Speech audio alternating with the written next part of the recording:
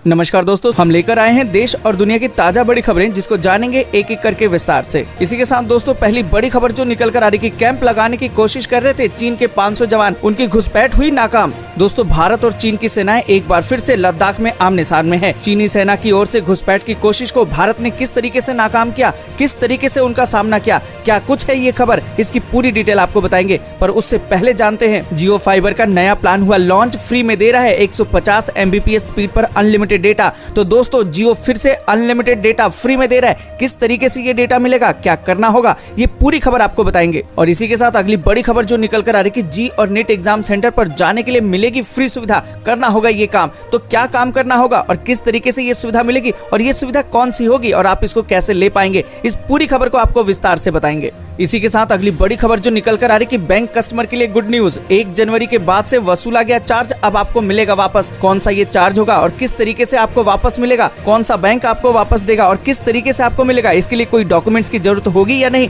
ये पूरी खबर आपको बताएंगे। और इसी के साथ अगली बड़ी खबर में आपको बता दें कि केंद्रीय शिक्षा मंत्री निशंक ने कहा कि ऑड इवन के फार्मूले पर होगी जेईई परीक्षा और नीट में हर कमरे में होंगे 12 छात्र। तो आपको बताएंगे कि क्या होता है ये ऑड इवन फार्मूला और किस तरीके से जेईई की परीक्षा देने वाले छात्र होंगे सुरक्षित। दोस्तों इस परीक्षा की पूरे देश में जिस तरीके से विरोध हो रहा था, अब ये परीक्षा होकर ही रहेगी। तो इसकी पूरी डिटेल आपको देंगे, तो बने रहिएगा हमारे साथ। इसी के साथ अगली बड़ी खबर में आपको बता दें कि चांद और धरती के बीच गुजरेगा क्षुद्र ग्रह, जानिए इसके टकराने की कितनी है संभावना। वैज्ञानिकों ने बताया है कि ऐसा अद्भुत दृश्य अगले कई सालों तक नहीं दिखेगा। तो ये खबर आपके लिए बहुत इंपॉर्टेंट है, ध्यान से देखिए इस खबर को, पूरी विस्तार से बताएंगे आपको। और इसी के साथ अगली बड़ी खबर जो निकल कर आ रही कि लिंक नहीं किया है पैन और आधार तो लग सकता है 10,000 रुपए का जुर्माना। बताएंगे आपको कि किस तरीके से इस जुर्माने से बच सकते हैं। अगर नहीं किया ये काम तो कौन से हो सकती है मुश्किल, ये सारी डिटेल आपको देंगे। और इन खबरों के बीच जानेंगे मौसम के ताजा हाल को, जानेंगे कि कहां पर हुई मूसलाधार बारिश और कहां हुई हल्की बारिश। और इसी के साथ दोस्तों अगली बड़ी खबर जो निकल कर आ रही कि हर साल मिलेंगे 6,000 रुपए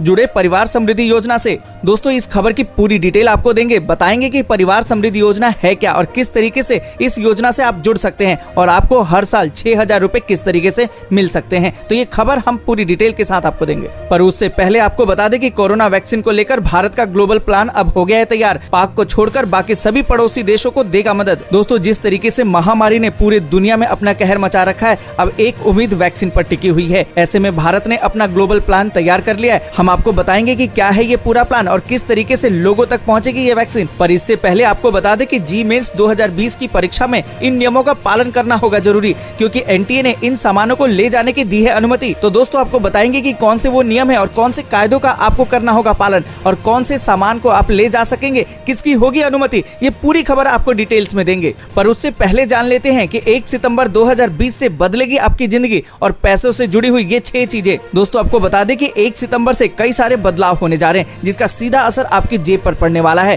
तो इस पूरी खबर की डिटेल आपको देंगे, इसकी एक एक बारीकियां आपको बताएंगे। तो दोस्तों बने रहे हमारे साथ। और इसी के साथ हम अगली बड़ी खबर में आपको बता दें कि कोरोना काल में ईएमआई की टेंशन अब होगी खत्म, क्योंकि आरबीआई की लोन रिस्ट्रक्चरिंग स्कीम से मिलेगी बड़ी राहत। क्या है ये स्कीम और किस तरीके से ईएमआई की अब टेंशन खत्म होगी, इस खबर की पूरी डिटेल आपको देंगे। पर उससे पहले आपको बता दें कि सरकार लॉन्च करने वाली है नई गारंटीड पेंशन स्कीम। इसमें मिलेगा न्यूनतम रिटर्न की गारंटी। दोस्तों हर किसी को अपने बुढ़ापे की फिक्र होती है, इसी के लिए अब सरकार ने भी लॉन्च की है एक नई स्कीम। इस स्कीम की पूरी डिटेल आपको बताएंगे, इसकी बारीकियां बताएंगे कि किस तरीके से ये आपके लिए फायदेमंद है। पर उससे पहले आपको बता दें कि एलन मस्क का है नया प्लान, दिमाग को कंट्रोल करेगी चिप, ले सकेंगे याददाश्त का बैकअप। दोस्तों जिस तरीके से आप कंप्यूटर में या मोबाइल में बैकअप ले सकते हैं, उसी तरीके से अब चिप आपके दिमाग को कंट्रोल करेगी और उसका बैकअप ले पाएंगे। तो इस खबर को भी जानना आपके लिए जरूरी है। ऐसे ही देश और दुनिया की 20 बड़ी खबरों को जानेंगे एक एक करके विस्तार से, इसलिए वीडियो को अंत तक जरूर देखें।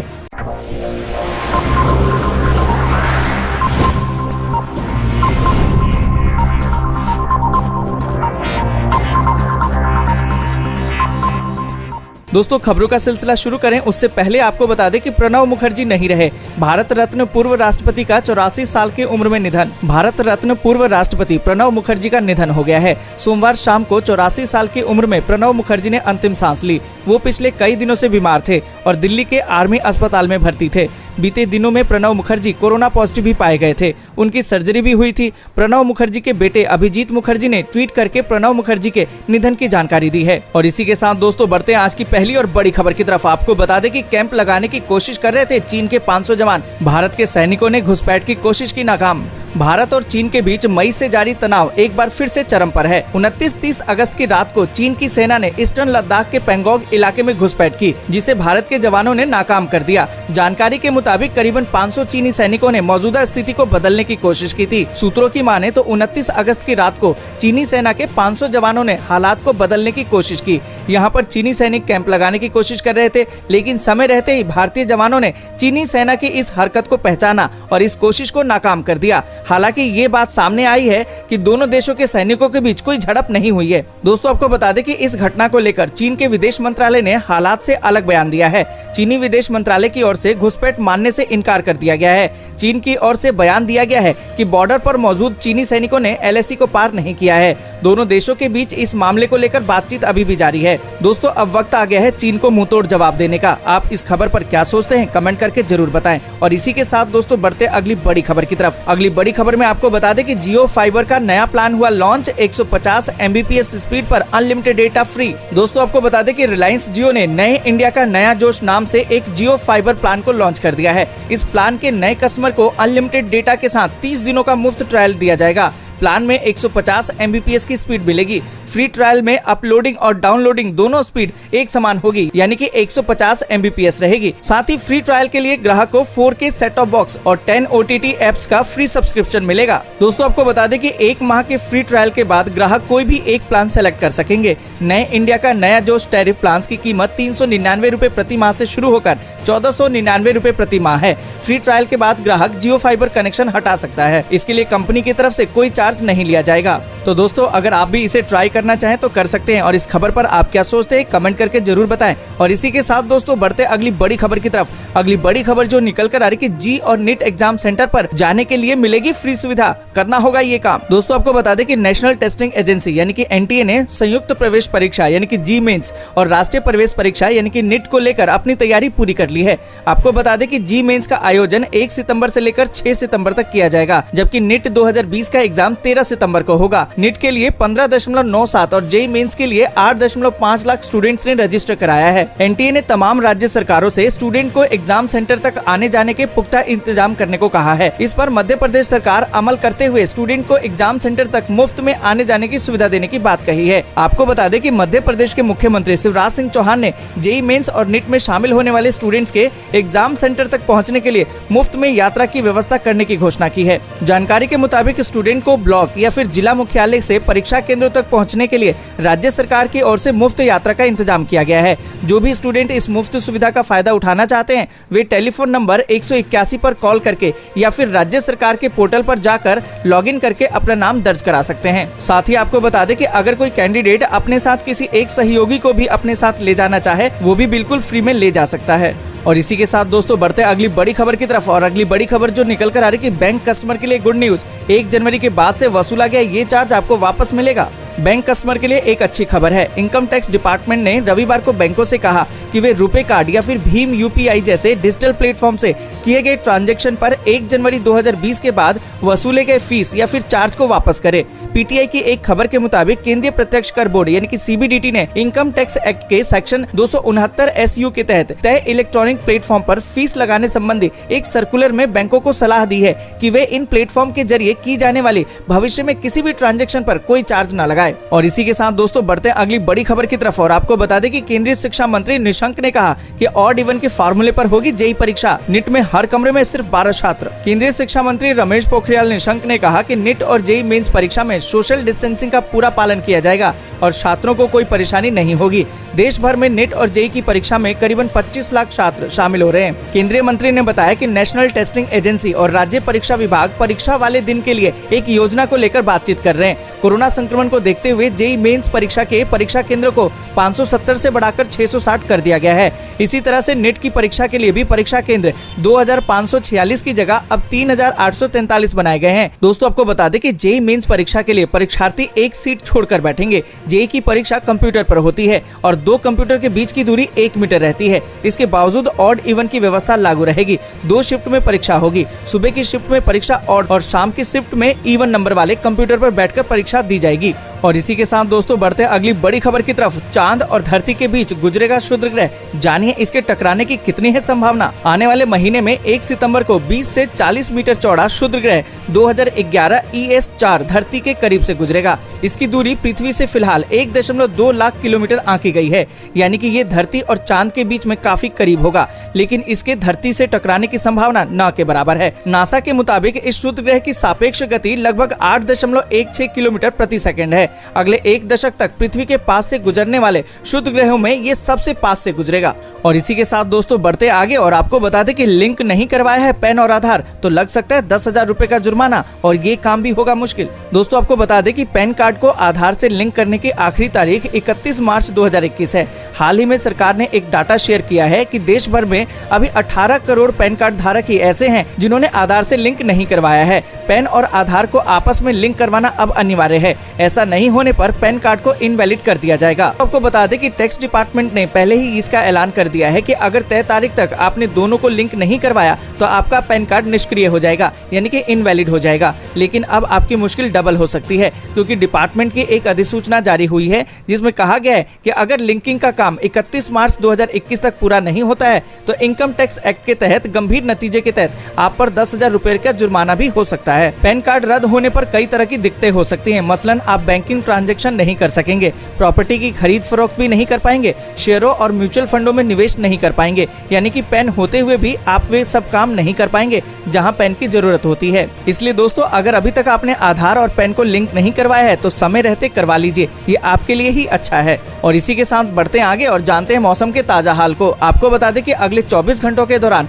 दक्षिणी पश्चिम राजस्थान, गुजरात के कच्छ क्षेत्र, उप हिमालय, पश्चिम बंगाल, सिक्किम, असम के कुछ हिस्सों, मेघालय, दक्षिणी आंतरिक कर्नाटक, केरल के कुछ हिस्सों और तमिलनाडु के आंतरिक भागों में हल्की से मध्यम बारिश के साथ कुछ स्थानों पर भारी बारिश भी होने की संभावना है। इसी के साथ आपको बता दें कि जम्मू कश्मीर, पूर्वोत्तर भारत के शेष हिस्सों, गंगे पश्चिम बंगाल, उड़ीसा के कुछ भागों, तटीय आंध्र प्रदेश, अंडमान निकोबार द्वीप समूह में हल्की से मध्यम बारिश हो सकती है।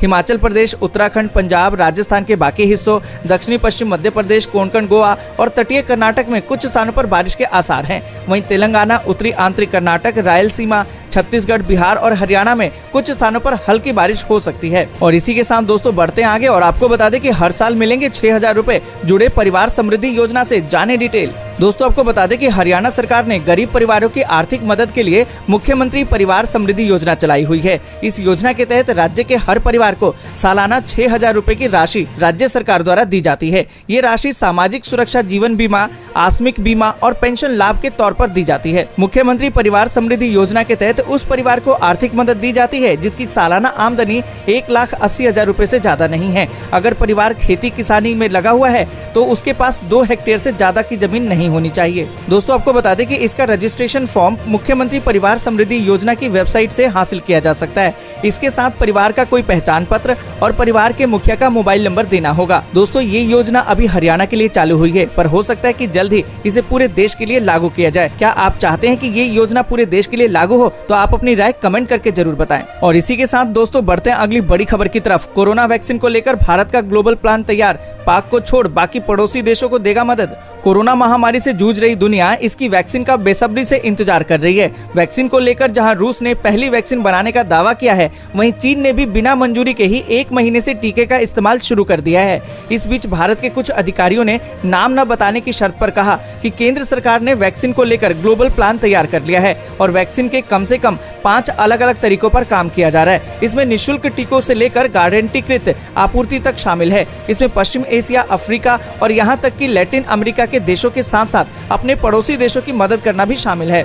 और इसी के साथ दोस्तों बढ़ते हैं अगली बड़ी खबर की तरफ और आपको बता दें कि इन नियमों का पालन जरूरी होगा। जेईई मेन परीक्षा के दौरान एनटीए ने इन सामानों को ले जाने की दी है अनुमति। देश भर में 8.5 लाख से अधिक पंजीकृत छात्र छात्राओं के लिए इंजीनियरिंग प्रवेश परीक्षा जेईई मेंस 2020 का आयोजन राष्ट्रीय परीक्षा एजेंसी यानी एनटीए द्वारा 1 सितंबर से किया जाना है। जेईई मेंस परीक्षा का आयोजन महामारी के चलते पहले निर्धारित समय पर आयोजित नहीं किया जा सका था और परीक्षाओं को 2 बार टालना भी पड़ा था। हालांकि इस बार एनटीए ने महामारी के बीच सरकार द्वारा दिशा निर्देशों और सावधानियों के अनुसार परीक्षाएं कराने का फैसला किया है। इसी क्रम में एनटीए ने न सिर्फ परीक्षा केंद्रों को आवश्यक स्वास्थ्य सुरक्षा और सावधानियों के लिए निर्देश जारी किए हैं, बल्कि परीक्षा में सम्मिलित होने जा रहे परीक्षार्थियों के लिए भी एसओपी जारी कर दिया है। आपको बता दें कि परीक्षार्थियों के लिए अपने प्रवेश पत्र, पहचान पत्र और फोटो को साथ ले जाना अनिवार्य होगा। अपने साथ पारदर्शी पानी की बोतल और बॉल पॉइंट पेन साथ ले जा सकते हैं। अपने साथ पर्सनल हैंड सैनिटाइजर रखना ना भूलें। परीक्षा केंद्र पर आपको प्रवेश के समय फ्रेश 3 प्लाई वाला मास्क दिया जाएगा। घर से लाए मास्क को पहनने की अनुमति नहीं होगी। एग्जाम हॉल से बाहर आते समय आपको अपना प्रवेश पत्र और परीक्षा के दौरान इस्तेमाल की गई रफ शीट को ड्रॉप बॉक्स में डालना होगा। यदि ऐसा नहीं करते हैं तो आपको डिस्क्वालीफाई कर दिया जाएगा। और इसी के साथ दोस्तों बढ़ते आगे और आपको बता दें कि 1 सितंबर 2020 से बदलेगी आपकी जिंदगी और पैसों से जुड़ी हुई 6 चीजें। दोस्तों आपको बता दें कि आने वाले 1 सितंबर से आम आदमी की जिंदगी में कई बड़े बदलाव होने जा रहे हैं, जिसका सीधा असर आपकी जेब पर पड़ेगा।